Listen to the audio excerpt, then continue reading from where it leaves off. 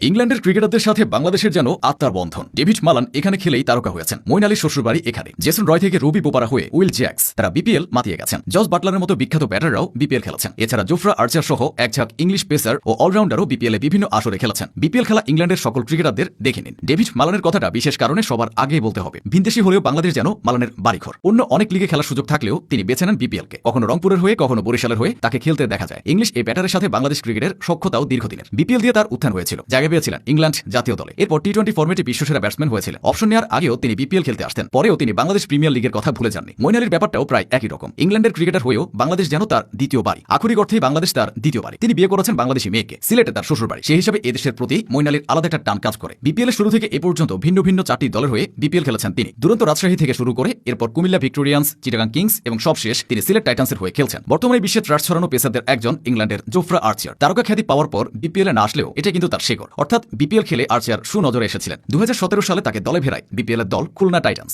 ওই আসরে 22 ম্যাচে 24 উইকেট নেন তিনি। বিপিএল এর পারফরম্যান্স আর্চারকে জায়গা করে দেয় আইপিএলেও। এছাড়া বিগ ব্যাশ, কাউন্টি ক্রিকেটেও নিজের প্রতিভা দেখিয়েছেন এই পেসার। সবচেয়ে বড় চমকটা আসে ইংল্যান্ড জাতীয় দলে সুযোগ পাওয়ার মাধ্যমে। 2019 বিশ্বকাপের জন্য তাকে স্কোয়াডে অন্তর্ভুক্ত করে ইংল্যান্ড। তার বোলিং কারিশমায় শেষ পর্যন্ত ইংলিশরা সেবার বিশ্বকাপও